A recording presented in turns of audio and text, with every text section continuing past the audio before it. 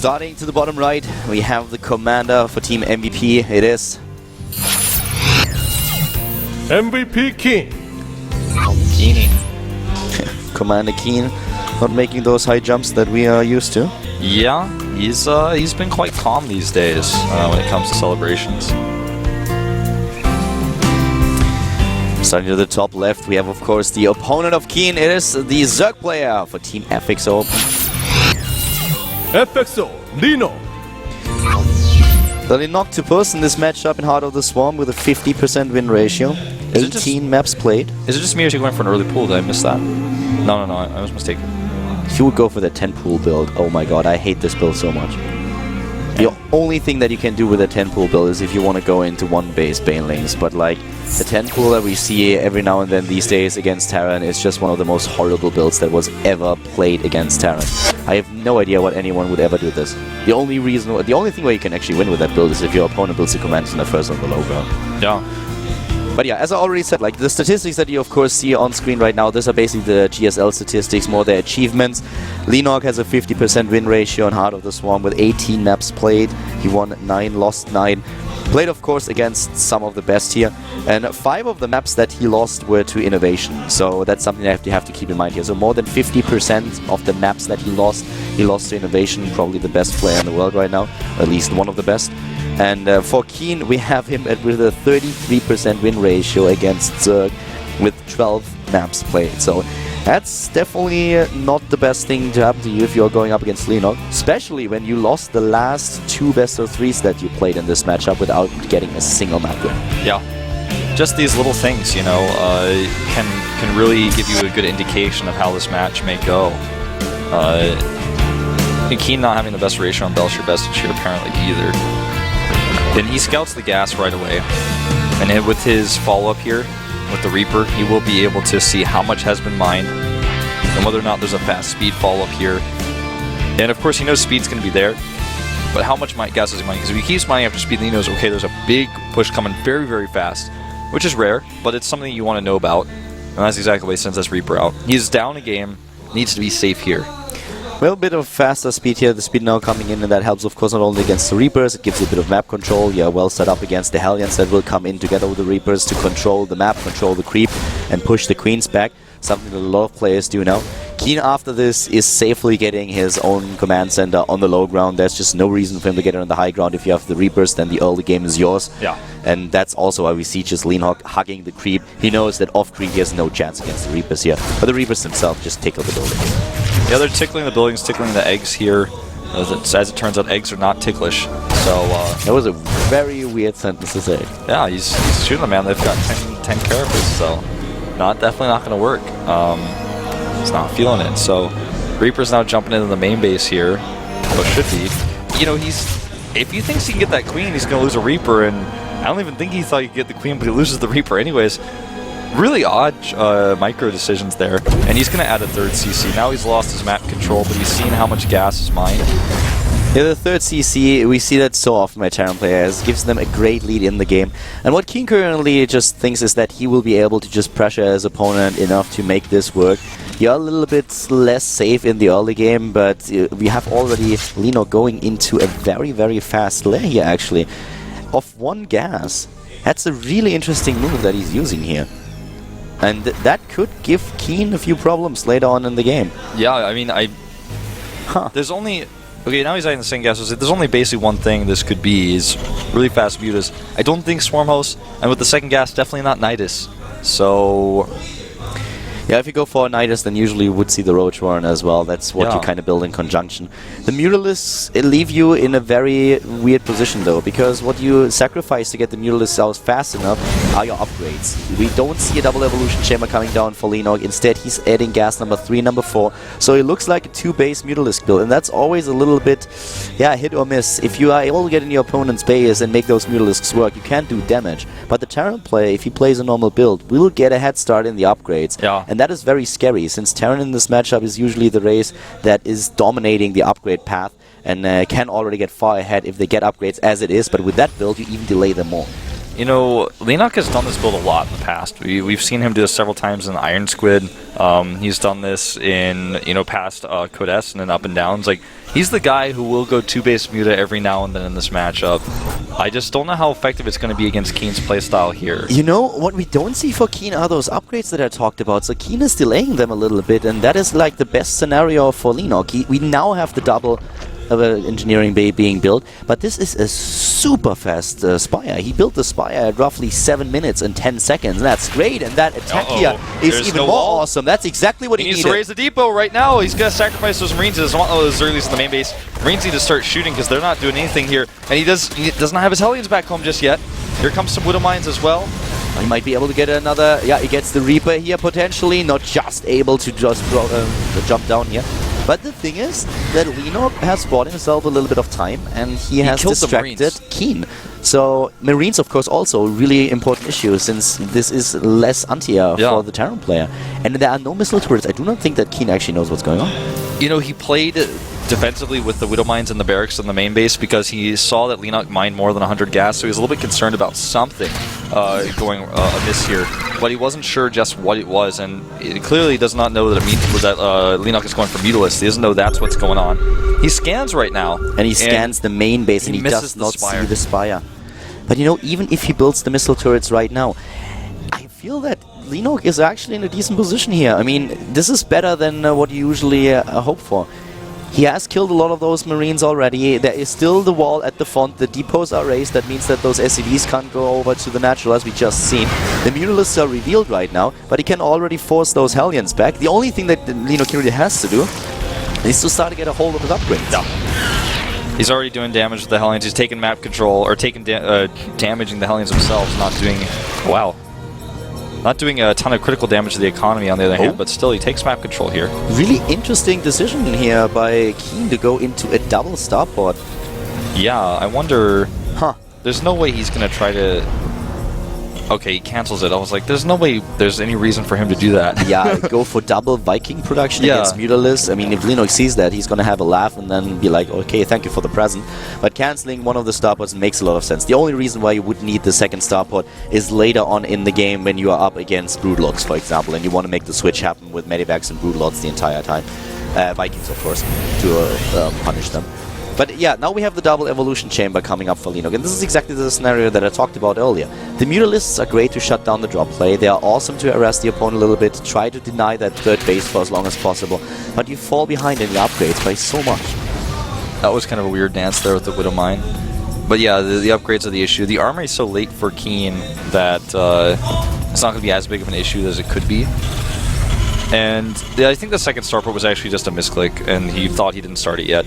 But he is getting those Medivacs out now. His Widow Mine count is starting to get up there as well. And Leenock is droning up pretty heavily behind this. He's getting a few Banelings. He has Baneling speed. I would like to see a Thor in the long run here. Yeah, me too, because that's in my bingo. But no, that's in mine. Oh, it's in yours? Yeah. Oh, okay. I saw that somewhere. It makes a lot of sense, though, if Leenock really continues to play this Mutalist heavy, because he's just going for more and more of those. And the style that Keen is using, he could really use one, I feel. Yeah. I'm concerned about Leenock's upgrades, though. He really needs to get something done here. There's only a few Banelings in this army, so actually Keen's going to go for it, and Leenock loses a Muta here. Well, I just want to have... I mean, the one thing that Leenock can do with this army at this point in the game is really dominate the map and get this fourth base out. I also love that very Leenock-esque, he's getting those Baneling traps, so if Keen doesn't scan ahead, he will take a few hits here, and even if he does scan ahead, he's going to use up a lot of the energy that he would like to put into mules. What Leenock really can do is, with a fourth base economy... Oh, hold your horses. That was close. And he's scanning ahead, he sees them, he's like, wait a second, Leenock. Yeah, I think that guy burrows Banelings. Yeah, that was actually some spider senses going on there from Keen. But you know, what I would really like to see is the infestation get a little bit faster than you would usually see it, just so that he can go into 3-3 a bit faster. That will help him to catch up in the upgrades a little bit. We see Zerg players do this a little bit more often. Now is not really the time to get the infestation pit, but a few minutes down the road it would really be good if he gets that, so that he lines up with his 2-2 upgrades. I'm really scared for Leenock here. His army is looking a little bit... It's almost like a glass cannon in itself. It's got its strength, it's very powerful, but it will die in seconds to the right composition from Keen. Good splitting. Good. Any Widowmine hits and that army is going to get obliterated. He just doesn't have the upgrades, and Keen's going to be always one step ahead, especially once the Hive. If he doesn't get a Hive, you know, like you're talking about, he's going to really have a problem here. Yeah, Mutalisk against that drop, though, with all the overlords that we have on the map for Leenock, that is, of course, not going to happen. And that's one of the strengths of Leenock, just controlling the map and having overlords everywhere. It's also the problem that you have as a Terran player when you don't invest into that additional... Oh my god, Kaldor! Oh, he misses him. Yeah, he sees them now. And he takes them out. Really nice. Well done here by Leenock. Gets all of them. Not a single one of those Widow Mines gets their shots off. And now we have the additional gas for Leenock, which means that currently he's at 8 gas, and that helps him to get those upgrades. I'm actually surprised that he doesn't start the +2 armor upgrade. I think he forgot about that. Yeah, you know, that could actually be a big problem. That could be something that, the more I look at it, I think you're right. I think he just missed it. He might not have had the gas earlier. He's getting the infestation bit at a really good time. Could have gotten it a little bit earlier, but now we also have those Banelings and Zerglings engaging, moving in, trying to make that... Oh, wow, that was a great hit on the Widowmine. 28 kills. And that's what I'm talking about, you know, you get 1 or 2 good Widowmine hits with Leenock's composition, and you have a problem. He doesn't have a lot of Banelings. Now he does, but these Banelings were sorely missed in that last fight. Well, and at this point we have the infestation bit, of course, starting to finish here. When if he goes into high, if he can start 3-3, but Keen is already on the way to get the 3rd attack upgrade, and he is expanding as well and pressuring his opponent. And this time the Mutalisks are not there to shut down the drop. Carapace is a long way away for Leenock, and that means just things are going to get worse and worse. The Banelings here not taking too many hits, and Keen will have to lift and run away here, but he's trading decently, and he continues the pressure here. There's not a lot of Banelings left. He targets them down with Marauders, pulls the Marines back, and now once he can, if he can save the Marines here, he can just fight the Mutas, and that's exactly what he does. He turns around. Zerglings are being killed here. Really great hits by the Widow Mines, and that's of course exactly what he needs, taking down those ground units so that the Mutalisks will have to deal with the Marines on their own, and that's never what you want to have. Leenock? But now suddenly we have the Mutalisks to take down the Medivacs. He needs to kill those. He needs to. Leenock is starting to have a problem with his larva. He's also down on Harvesters, and look at his money. Where is that Hive tech? Yeah, where is it? That's the question, man. He's got so much money. There we go. Finally starts it here, but Keen is already way ahead in the upgrades. Nice pickup on the Medivac. He needs a lot more than that, though. Ah, great Baneling hit that he had there. And another scan goes off, trying to find out if there are more borrowed Banelings. But so far, Leenock actually doing a really good job with his defense. He needs to save those Mutalisks, of course. But great hits once again. Leenock is making that not only happen, he's pushing his opponent back like so far. This is exactly what Leenock needed. He needed that one engagement, but now he only has Mutas here, and they're all weak, and they take another Widowmine shot. They're very low in hit points right now, as you can see here. He lost a lot, and he's building 10 additional ones to just get his Mutalisk count up again. As I said earlier, with the increased regeneration, you can make this work. But at this point, he's doing such a great job with his defense. All the Widowmines are, of course, gone now. And Leenock is the one who takes not only the supply lead, but is still on 4 bases, is going into Hive. The 3-3 upgrades, they will be dangerous for him, but he could go into 3-3 himself once that Hive is done. Yeah. Another stim, drop over your stim, so he doesn't run it. Now he runs and starting to kill more and more Harvesters. Leenock is dropping and Harvesters quite rapidly here. He did remake a lot, but he's not mining at this base. Then okay, that was sends a few more links over. He's just got to be careful because he's always ping-ponged here by Keen's multi-pronged attacks. 3 Banelings for free, now the rest of them moving in. He needs to be careful against the Widow Mines. The +3 attack upgrade is done. Hive is completed. Leenock has the money. He needs to start 3-3. Of course, he needs those units to... and no. Leenock's doing too many things right now. Leenock needs more units, but he needs to start 3-3 regardless, because he will maybe lose the game right now if he doesn't get the units, but he will lose it for sure if he doesn't get those upgrades. There's Baneling traps over at the bottom left at that expansion. He can just set off any time to kill the SVs. Oh, and here we go! That could be the hit that he needs, but he's even more patient. He's waiting for the rest. I don't know if he should be waiting like this until maybe he's going to do it when he runs back, but he splits right over them just coincidentally here and actually kills them unintentionally. Keen is about to take this game, Kaldor. This base is dead. That was the Widow Mine that actually took down those 2 Banelings. That wasn't even Leenock. Yeah. Leenock is trying to go into 3-3 now, and the Ultralis trying to make a transition happen, but on 3 bases with the main already mined out and him not having the bank. I'm thinking no way. There's no way he gets Ultras out here. Maybe 1 or 2. Yeah, I don't see it. I just don't see it happening right now, especially not the way Keen is playing. I wouldn't put it past Keen to just use another base right now. I mean, the Terran player is such a great spot. Widow Mines everywhere. Good scouting. Leenock was dominating the map for a long time, but once those 3-3 upgrades were out, the Terran player was just pushing him farther and farther back in the game. And where is that Thor? I don't know, but he's not interested in it, I suppose. He never made a tech lab. It could actually help him quite a bit in this situation. He has to be very careful with his moves here, and he is, but I'd like to see him attack the planetary. He already used his Baneling landmines there, killed some of those SCVs. But just there's too many turrets. The planetary is there. He's got just a massive army barreling down him. These landmines are just not placed properly, to be honest. Like that's the bottom line there. The way you place them, the pathing for Keen's army is never going to step on him. This is one of those mistakes you make sometimes when you're in a hurry. This hatchery may have to be cancelled, and if he does save it, that means his army's going to be out of position. Mutalisk for the main base right now. That's an interesting move by Leenock. That could actually help him a little bit.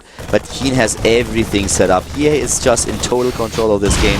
That base to the left side is not exist anymore. To the right side, another attempted expand by Leenock. But a 50 supply lead already for Keen. And this bank is just massive that he has. Leenock is dead in the water here. He has to cancel another base. Doesn't even wait till the last second. He just cancels and instantly restarts them on the left side.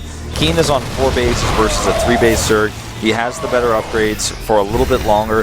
The Ultralists that are coming out here, I mean, they're just going to tremble in fear of the Marauder transition that will happen as soon as they're scouted. Look at the bank for Keen. He has 3,000 gas, but more importantly, he has 1,400 minerals. That's what you want as a Terran player, and he could just make... He can even add more barracks if he wants to right now. Exactly. That's how much he has. He has the Marauders. Oh, but the Widow Mines here. Oh my god, that could be a massive hit. Ah, nice. Not as good as he needed, but definitely a nice step into the right direction. Big problem, of course, still being for him that we have just too many resources for Keen. And Keen is playing a great game here. He really is. I mean, this is not indicative of him being weak in the matchup at all. He actually looks like he's quite improved. And now he's just going to go for a Doom drop into the main base. He just doesn't allow an additional base. He does not allow another base for Leenock, and that's what he needs to do. The Mutalisk going to town at the natural, trying to do as much damage to the economy as they can. Yeah, and this is an annoyance for Keen, but it's not a big deal because his base is barely mining anyways. Less SCVs means a bigger army. He already has a bank. He's going to kill the spawning pool. He saves the Commander, in fact. The Mutalisk bounce over and can go right into Widow Mines. I think they're getting a few hits off here. Now the Widow Mines actually still all in cooldown, but there are 3 of them, so he can't attack the natural without taking losses. And the main base has been dropped. Leenock still low in supply, and that 4th base to the left just never finishing. Keen is just too good to let this happen. He knows exactly that there are only 3 bases for Leenock. He knows that he's running out of resources, and he knows as long as he can deny a 4th base to the Zerg player, he's going to win this game. Yep, and he's just trying to trade in the main base as well. Every Baneling that goes off that is on 1 Marine is 25 less gas he's going to have to make more Ultralists. He even has a Widow Mine here to deny this. Watch this. This is going to be funny. Nope, and nope. Goodbye, drone. So, Keen, you know, he's playing a safe game here, and Leenock is really, really holding on. But eventually, there's going to be nothing left to hold on to. The bank is getting bigger and bigger for Keen. He can even transition out of this if he wants to. He's making this work. He's denying the bases. Leenock very, very resilient in this game. And with the Ultralist that he has, he actually was able to get them out into the game. But now he's just trying to make this work, somehow pushing his opponent back. The Marauder transition is happening, though. Concussive Shell has been started. We have so many Marauders already mixed. A great fungal here. A fungal there. And he's losing his Ultralists, and Keen just needs to remax. Keen needs more barracks, and he has a lot of medevacs. It's almost too many for the composition he's using, but the Hive is under attack now, and here we go. Now he's got the rest of his reinforcements. The fungal's a little bit late. They hit medevacs here. And they are not doing enough damage. He can target the Ultralists right now. A few of those are really down in HP. I don't even think he has Kaitina's play doing. And everything is just going down. Leenock is losing his entire army, is losing the game. GG! And Keen, he takes it. Great game here by the MVP Terran. Leenock really playing a resilient game, but it wasn't enough at the end of the day. He had a supply lead even there at the last second for a second or two, but the Ultras were all low on hit points. As soon as they all blew up, the supply shot down rapidly. And Leenock losing now the game, and at 0-1 in the group. We have Keen with the 1-1 after he lost the first game to Pig Baby.